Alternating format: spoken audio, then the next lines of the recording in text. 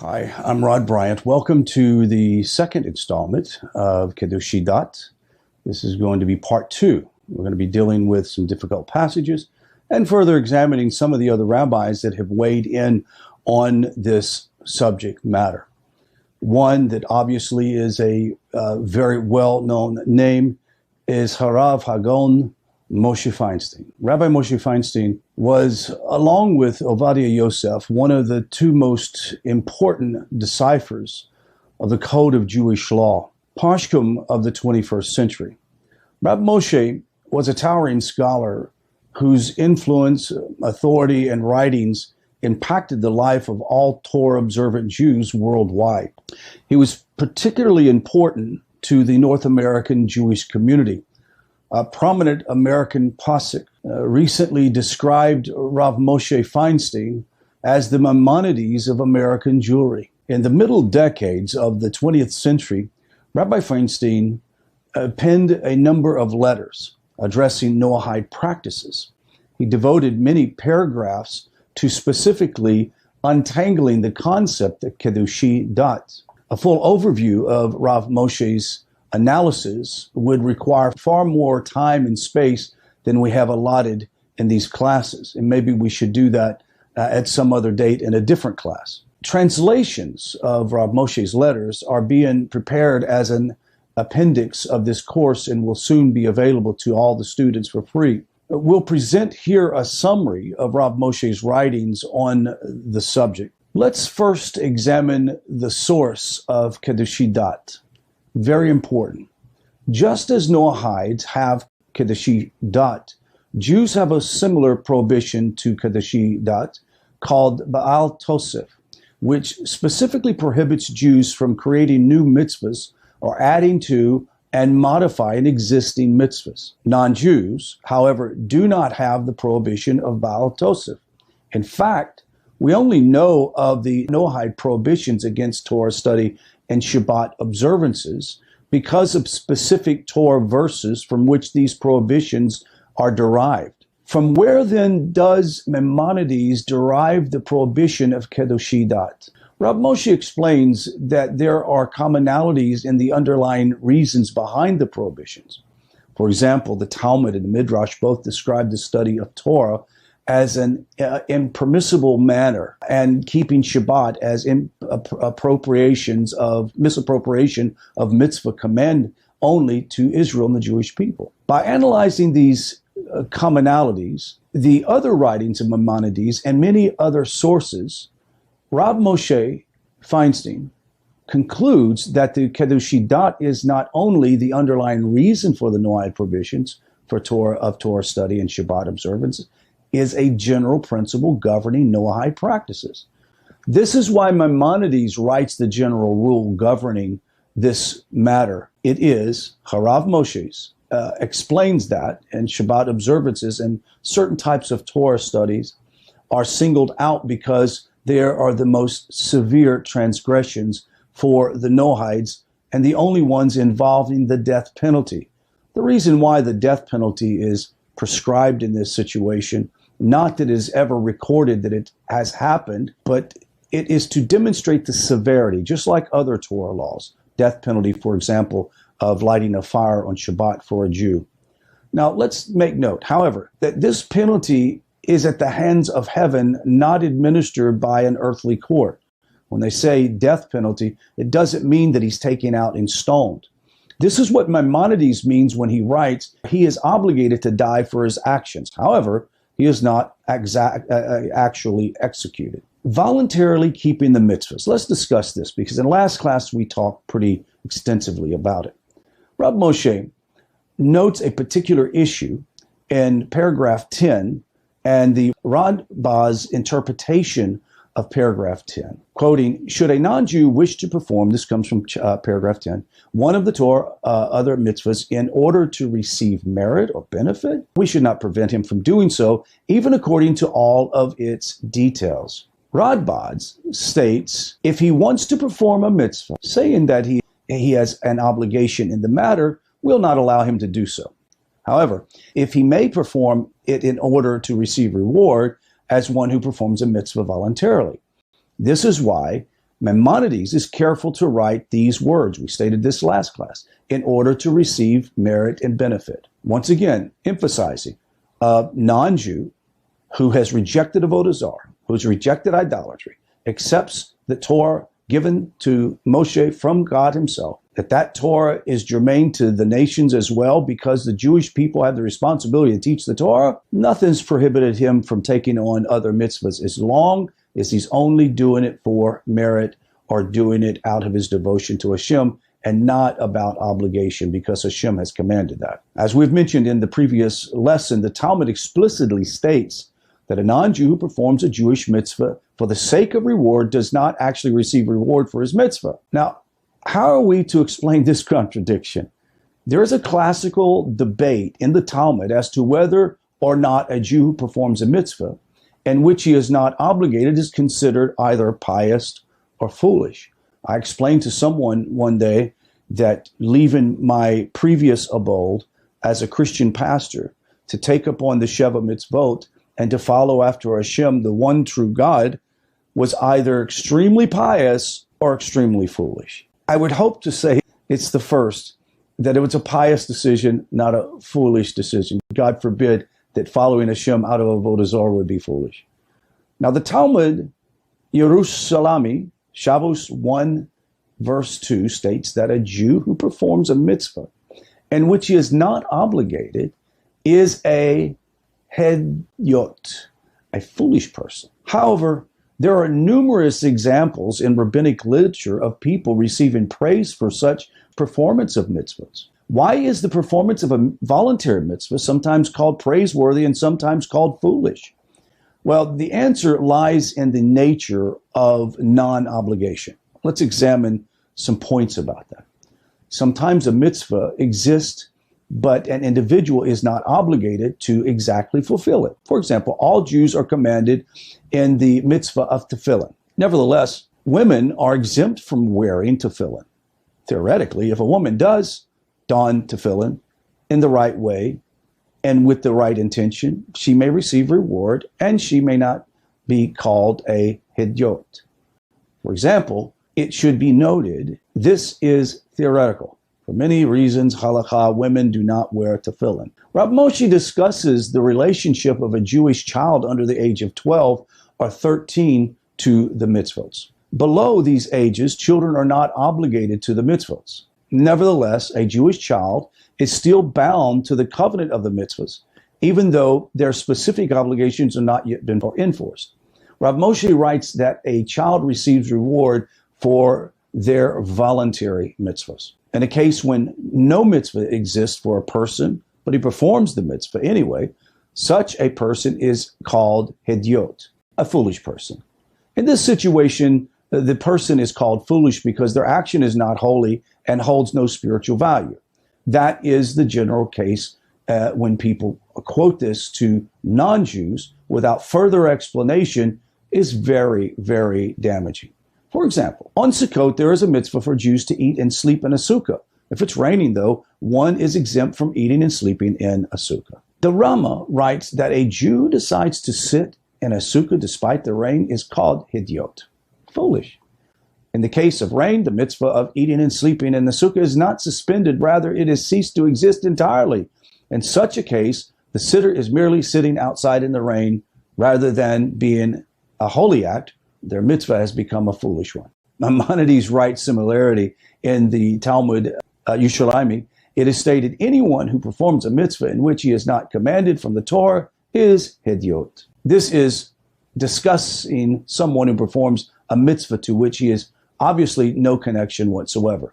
Then he is in effect adding to the Torah. However, one who does a mitzvah of the Torah according to the proper performance, even though he is not commanded in it, such as a woman receives reward. Maimonides adds to the definition of hedyot, a Jew who performs a mitzvah that in which he has no obligation is called foolish, because he thinks that he is acting piously.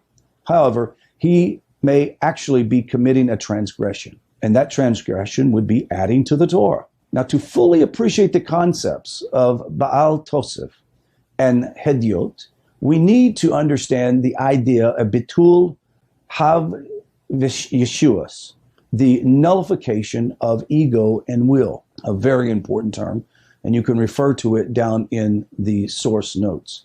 Bitul, my will versus God's will. Let's examine that. Who defines for us what actions are holy or not? Can we decide that an act is holy or a mitzvah on our own? Well, of course, no, we cannot. The entire concept of a mitzvah is that God has defined it for us.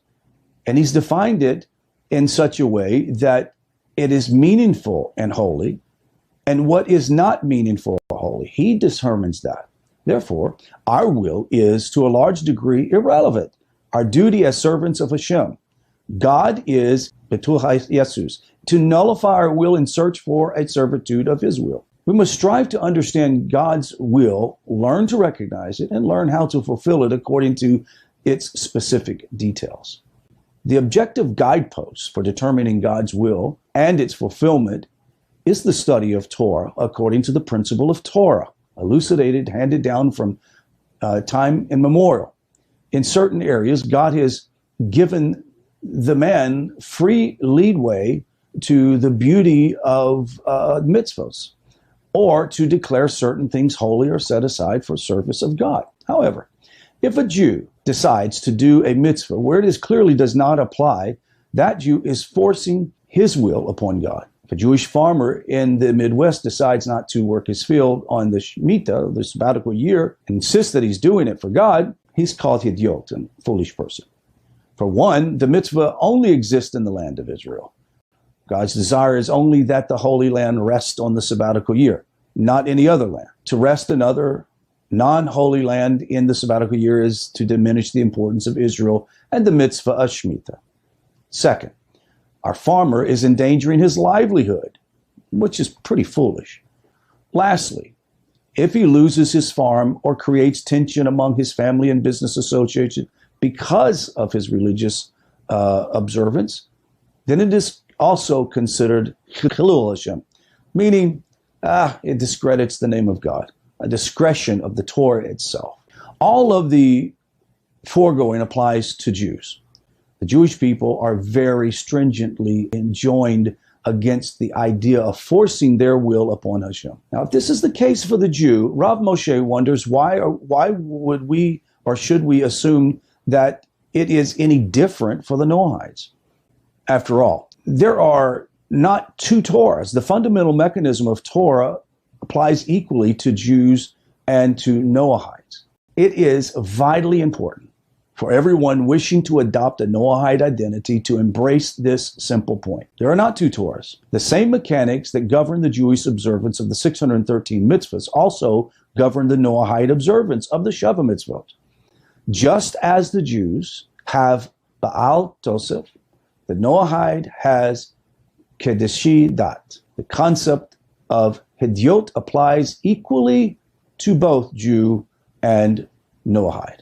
Rav Moshe, reading of Maimonides and Radbaz, and I'll read these texts again, a non-Jew, from paragraph 9, a non-Jew who delves into Torah is obligated to die. They should only be involved in the study of their 7 commandments. Similarly, a non-Jew who rests even on the weekday, observing that day, similarly on the Shabbat, is obligated to die. Needless to say, this is also the case if he creates a festival for himself. These two prohibitions are unique because they are the most severe. This is why they are singled out by the Talmud and Maimonides. The general rule of governing these matters is this: they may not originate a new religion or create performance of mitzvahs for themselves based on their own reasoning. That's what that text is about.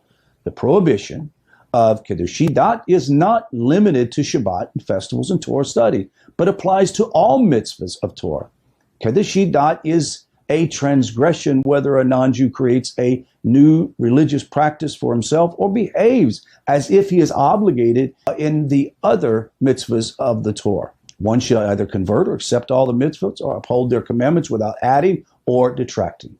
That's what the text says. Let's look at the most important point to this discussion. This point is perhaps the most important yet. The prohibition of Chiddushei Dat does not exist to reduce or restrict the identity of a Noahide. Similarly, prohibition of Baal Tosef does not exist to reduce or restrict the identity of a Jew. Instead, Chiddushei Dat exists to define the boundaries of Noahidism. It is clearly there to delineate where Judaism ends and Noahide begins. Noahides may drink from the same well as Jews and to share their core beliefs and values, yet it is a religious identity wholly separate and distinct from Jews. Noahides have their own special mitzvah and missions in the world, as Jews have theirs. Noahidism is not a Judaism for non-Jews. Neither is being Noahide a way for non-Jews to participate in Judaism. For a non-Jew who wishes to observe the Jewish rules or festivals, Maimonides teaches that conversion to Judaism is the only option. Now, with that being said, let me explain. Sometimes explaining your position or who you are or your identity to a non-Jew, non-religious person, or maybe a Christian or something else, sometimes you have to add the fact that your practice is Judaism. And I don't know how you get around that, bottom line. But clearly, we're not here to practice Judaism. We're here to practice the Torah as given to Moshe through the Jews. Are we drinking from the same well? Yes, we are. But we are most definitely walking by a different distinction. Let me add this too. I've said this on many different occasions in other lectures. Distinction is our holiness. Where the Kohen Gadol has his distinction from the other Levites, and the Levites have their distinction from the Israelites, and the Israelites have their distinction as being priests to the nations have their distinction. So when Hashem says, "Be holy as I am holy," we have to be distinct. We must be who we are. Hashem is who he is. You can't add to or take away from him. Hashem is who he is. Divine essence of holiness and purity. How are we to be holy as non-Jews? Be yourself. Follow after the Torah. Follow after the Sheva Mitzvot. Study Torah. Live with the highest level of integrity, and you'll be doing the right thing. Now, here's the text, repeated. If a Gentile delves into the Torah or Shabbat, or innovates a religious practice, he is beaten and punished, and informed him that he is obligated to die for his action. We've heard this ad nauseum. However, he is not actually executed. This is talking about a case when a non-Jew lives under Jewish sovereignty. Let me explain this. This text is clearly talking about when a non-Jew lives in the state of Israel under Jewish religious sovereignty with a Sanhedrin and a temple. He is then liable to punishment for observing these mitzvahs. Especially, he is liable to death at the hands of heaven. Notice the words hands of heaven, meaning they don't take him out and stone him. It's left up to Hashem to make that decision. Now, paragraph 10 reads as such as this. We've read this again. Should a non-Jew wish to perform one of the Torah's other mitzvahs, the prohibition of performing other Torah mitzvahs is nowhere as severe as Shabbat festivals or Torah study. In fact, a non-Jew may choose to perform other Torah commandments subject to specific conditions. These conditions are considered boundaries of Chiddushei Dat.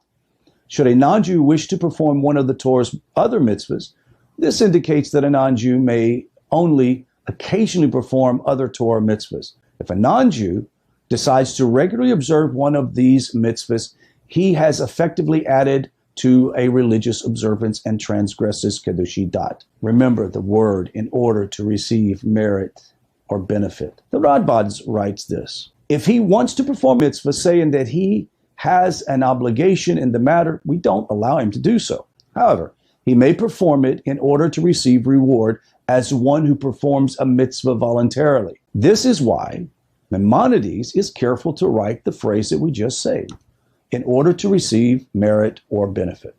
Rav Moshe explains that any spiritual motivation makes the mitzvah a religious act. This is even if the mitzvah is performed only occasionally. Therefore, the only permissible motivation can be the ulterior. However, what ulterior, non-spiritual motive could there be possibly for keeping kosher or any other mitzvahs? Maimonides is telling us that although the non-Jew may not perform the mitzvah from a sense of spiritual connection or need, he may for obligation of receiving reward. This sets the threshold of permitting motivation in performing one of the Torah's mitzvahs. However, Rav Moshe explains this is only pertaining to the motivation. The non-Jew does not actually receive reward for doing a mitzvah. This is because the Talmud explicitly learns that non-Jews does not receive reward if he performs a mitzvah as such, meaning out of obligation rather than out of reward. Nevertheless, mitzvahs that provide a logical or tangible real-world benefit may certainly be adopted. We will elaborate on this idea in a moment. Let's examine these points. We should not prevent him from doing so, even according to all the details. Unlike Shabbat festivals and certain types of Torah study, we must not stop a non-Jew from trying to do mitzvahs. However, this implies that we should neither encourage nor insist a non-Jew in doing so.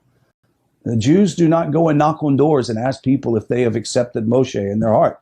We just don't do that. So the idea is that out of voluntary, they be involuntary in their search for Hashem, it's permissible. If he brings an animal to be sacrificed as a burnt offering, we should accept it. Rav Nisgaon writes these words: not all the 7 laws and their derivation require revelation. For example, the obligation to recognize God, to obey him, and the obligation to serve him, all of which are rational and can be logically derived. Certain aspects of Noahide worship and practice are permitted or proper not because they are commanded in the Torah, but because they're compelled by logic, basic common sense, and common religious needs. Therefore, Rav Moshe points out that certain mitzvahs and religious acts are certainly permitted, and they may even be done according to all the Torah details. Such mitzvahs should include prayer and certain types of offerings and tithes. To summarize, Rav Moshe says this: Noahides may not keep Shabbat and study those parts of Torah prohibited to them. The details of these prohibitions we'll discuss shortly, and we'll explain in detail. Noahide should not be encouraged to perform any other mitzvahs in the Torah. If a Noahide insists on performing mitzvahs to which he is not commanded, it is permitted, provided that his motivation is not at all spiritual. In such a case, he may perform the mitzvah according to the details, i.e., kosher, prayer 3 times a day. There are mitzvahs that you can do, but you're not, when it says in this Jewish text to not do it for the purpose that not at all spiritual, what it's meaning is out of obligation from Hashem. It still receive merit in the sense that you are approaching Hashem and attempting to connect to Hashem. This can be talked about later. Even so, a Noahide should not perform such a mitzvah regularly, because then, regardless of his motivation, it continues the establishment of a new religious practice. It's difficult to wrap your brain around, I understand. But let's give it time. Let's let this mature as we discuss it. You'll understand it better as we go along. The mitzvah, however, has no spiritual merit or meaning. Now let's talk about that. Any feeling of connection or spiritual elevation one may sense is illusionary. Now let's just briefly talk about that. The idea of feeling a connection or spiritual elevation, from a Jewish perspective, spiritual elevation and connection comes from fulfilling the mitzvah that God has commanded. When one fulfills the mitzvah that God has commanded, you are spiritually elevated whether you feel it or not. It's not about an emotion or a feeling. Many Christians that come to Torah and other spiritualists that come to Torah drag with them this sense of needing emotional stimulation and connection. This is not a Jewish idea. Even though we are emotional people and Jews are emotional people, our connection to Hashem and the Jewish connection to Hashem is not about our feelings, but what we are doing. For example, if you truly want a spiritual connection as a B'nai Noach or Ben Noach, Bat Noach, then follow the Shabbat mitzvot and study the Torah and give tithes, give charity. You'll be doing the highest level of spiritual connection. Once again, to think that you're doing mitzvahs you're not commanded and you feel that you are elevated spiritually, it's an illusion, because how can you elevate spiritually to something you were not commanded to do so? Hopefully I can bring better explanation down the road. Another point, nevertheless, there are certain spiritual practices such as prayer that are permitted to Noahides for which they are rewarded. Rav Moshe Winter in the Sefer Sheva Mitzvot, Hashem, the divine code, after reviewing the many interpretations of Maimonides, Rabbi Weiner decides the halakha, law in accordance with Rav Moshe. However, Rabbi Weiner elucidates Rav Moshe's position further. He explains that there are many mitzvahs whose performance need not to be motivated by spiritually or reward, but have an immediate real world benefit, like eating kosher, like eating food that is clean. It is possible that a person, perhaps laudable, and in some instances even obligatory, for Noahides to perform these mitzvahs. What do I mean? Is mitzvahs that are practical and benefit is for you in this world. For example, ideas of showing charity and loving kindness to other people is very important, and it goes a long ways. It's practical. Maimonides writes, should a non-Jew wish to perform one of the Torah's other mitzvahs in order to receive merit or benefit, we should not prevent him from doing so, even according to all of its details. Now, Rab Weiner explains that the word shechar may be understood as merit or benefit. Rab Weiner explains that Maimonides' use implies benefit.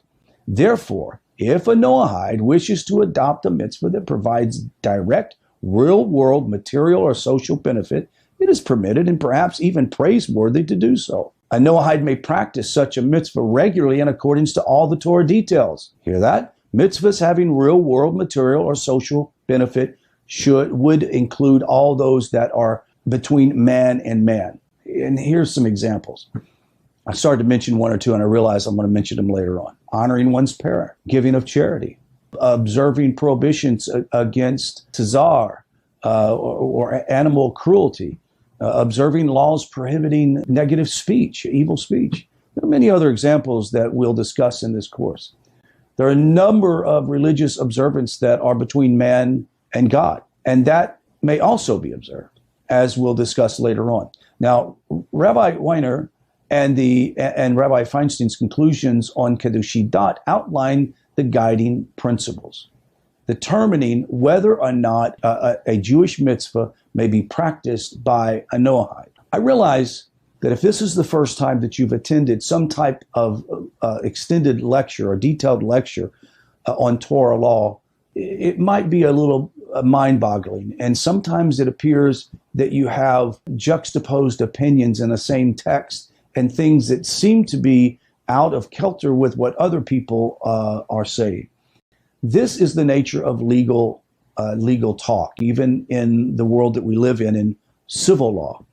I'll give you some examples of what we're talking about as a practical example. When it says that a Noahide who takes upon himself mitzvahs that were not obligated to him by Hashem, it's considered foolish. Why would you do it? It doesn't give you any benefit. Why would you do it?